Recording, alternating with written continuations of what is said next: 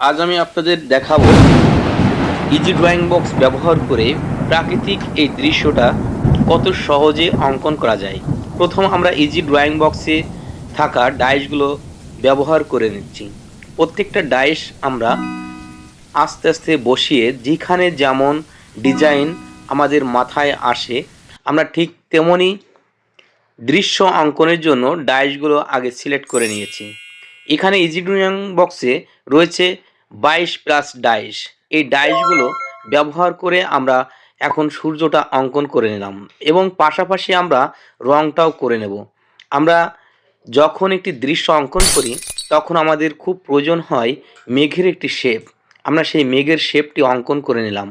আমরা এখানে একটি পাহাড়ের দৃশ্য অঙ্কন করেছি, তার পাশে আমরা একটি গাছ অঙ্কন করব। গাছটি অবশ্যই পাতাবিহীন, অর্থাৎ মরা গাছের আকৃতি আমরা এখানে ব্যবহার করলাম। আপনি চাইলে পাতা ব্যবহার করতে পারেন। এরপর আমরা পাহাড়ের এই সাইডে একটি নদী অংশ আমরা অঙ্কন করেছি।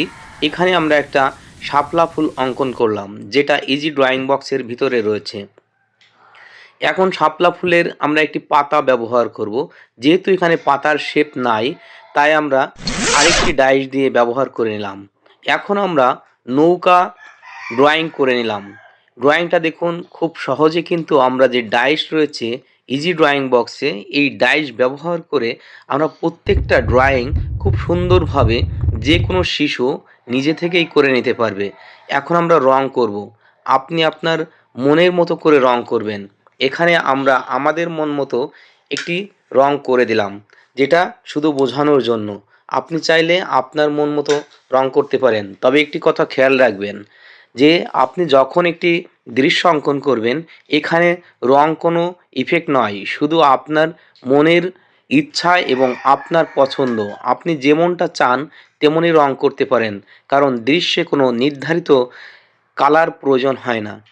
আপনার মনের ইচ্ছা মতো আপনি আঁকবেন, দেখবেন দৃশ্য একটা সময় খুব সুন্দর একটি লুক নিয়ে চলে আসবে।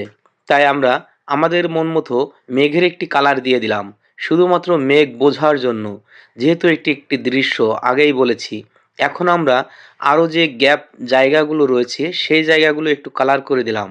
তারপর আমরা যে নদীর অংশটা এঁকেছিলাম সেখানে আমরা একটি পানির ছাপ তৈরি করে দিলাম এবং নদীর পাড়ের যে উঁচু জায়গাটা সেটাকে আমরা একটি কালার দিয়ে ভরাট করে দিলাম। দেখুন এখন এই জায়গাটা কত সুন্দর দেখাচ্ছে। আপনি চাইলে আপনার মন মতো অন্য কালার ব্যবহার করতে পারেন। এখন আমরা আরেকটি কালার ব্যবহার করব নৌকার উপরে, যেখানে আমরা নৌকার একটি পাল থাকে, অর্থাৎ নৌকার যে টোংটা সেটা। আপনি চাইলে নৌকার অন্য কোনো কালার ব্যবহার করতে পারেন, কিন্তু আমরা এখানে নৌকাতে একটু গ্রেডিয়েন্ট কালার ব্যবহার করে দিলাম, যেখানে হালকা উপরের দিকে লাল রয়েছে। এখন আমরা শাপলা ফুলের যে পাতা অংশটা রয়েছে সেটাকে আমরা সবুজ কালার ব্যবহার করলাম। এরপর আমরা যে শাপলা ফুলটা সেটাকে আমরা একটি হালকা কমলা কালার এবং ইয়েলো কালার ব্যবহার করব, যাতে এটা দেখতে উজ্জ্বল হয়। আপনি চাইলে সাদা অথবা অন্য যে কোনো কালার ব্যবহার করতে পারেন। এখন আমরা গাছের যে শেপটা রয়েছে সেটাকে, যেহেতু আমরা মরা গাছের কথা বলেছিলাম, তাই আমরা একটি মরা গাছের আপনি মতো চাইলে ইজি কালার ড্রয়িং দিলাম, বক্স অর্থাৎ ব্যবহার করে খয়েরি এমন কালার। সুন্দর দৃশ্য অঙ্কন করতে পারবেন।